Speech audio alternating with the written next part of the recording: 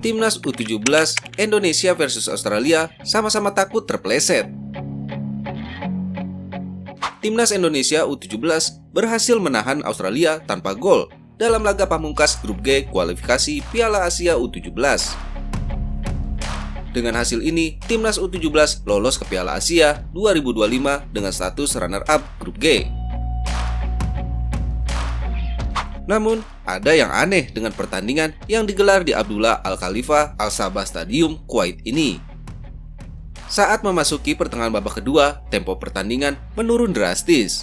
Australia hanya memainkan bola di area mereka sendiri, sementara Indonesia tak berusaha merebut bola dari lawan. Bahkan selama 25 menit terakhir babak kedua, para pemain Australia hanya melakukan umpan-umpan di area pertahanan mereka sendiri dan tidak mau menyerang. Di sisi lain, Timnas Indonesia U17 juga tak berusaha merebut bola dan tetap berada di daerah sendiri.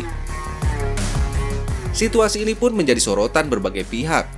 Tak sedikit yang menuding pertandingan tersebut seperti sepak bola gajah.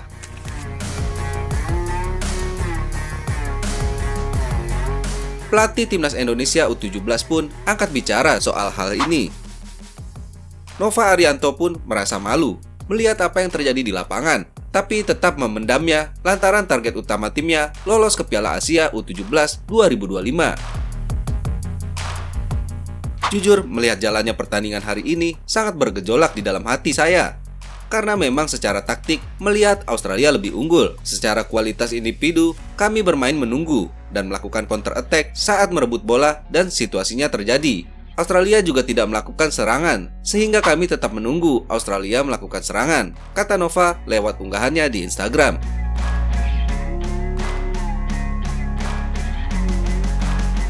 Menyikapi hal itu, PSSI angkat suara. Arya Sinulinga, anggota Exco PSSI, menyebut bahwa gaya permainan Indonesia memang sesuai dengan taktik yang diterapkan pelatih Nova Arianto. Lebih lanjut, ia menyatakan bahwa Timnas Australia U17 menunjukkan rasa takut saat berhadapan dengan Timnas Indonesia U17.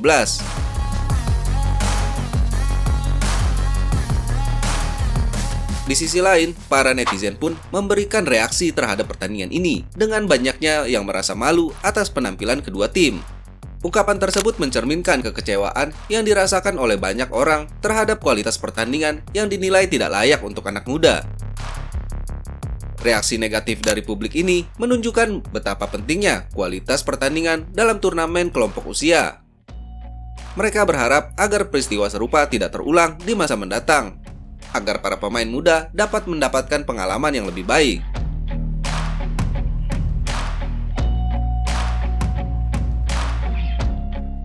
Meski disebut kontroversi, pihak Australia sendiri enggan disebut main sabun dengan Timnas U17 Indonesia.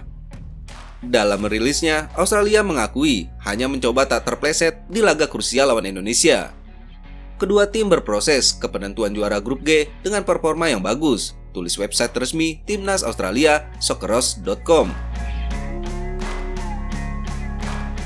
Tak hanya jadi sorotan netizen dalam negeri, fans dari Timnas India pun bereaksi.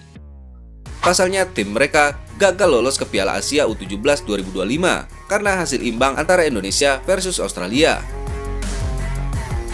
Supporter India berharap Australia menaklukkan Indonesia dengan lebih dari 2 gol agar timnya bisa lolos. Mereka kecewa karena kedua tim justru bermain aman dan menuding pertandingan tersebut seperti sepak bola gajah.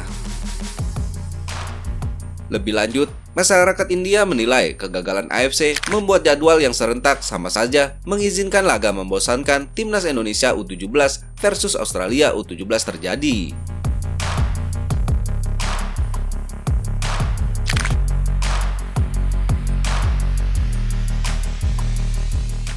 Sinteyong minta wejangan dari sosok ini untuk kalahkan Jepang.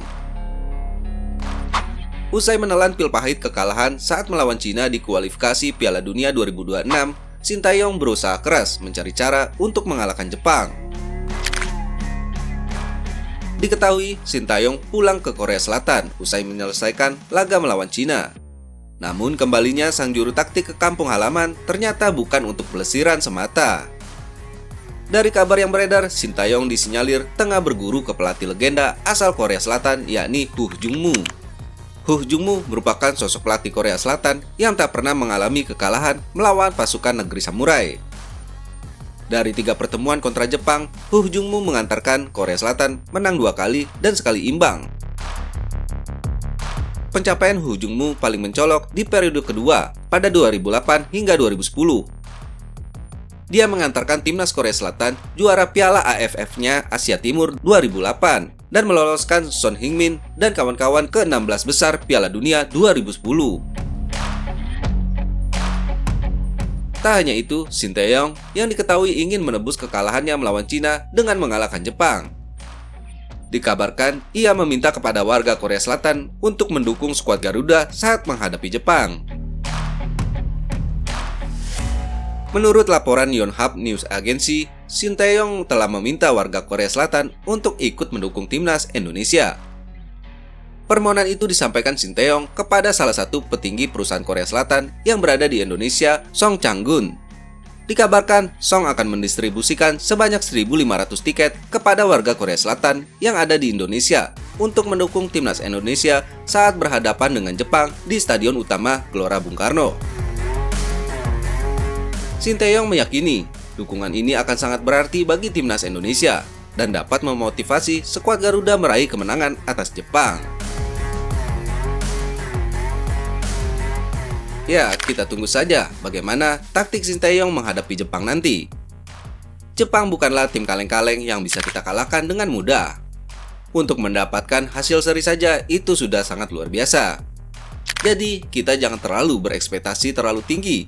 Tetapi kita juga jangan pesimis. Kita harus tetap optimis. Karena dalam sepak bola, tidak ada yang tidak mungkin.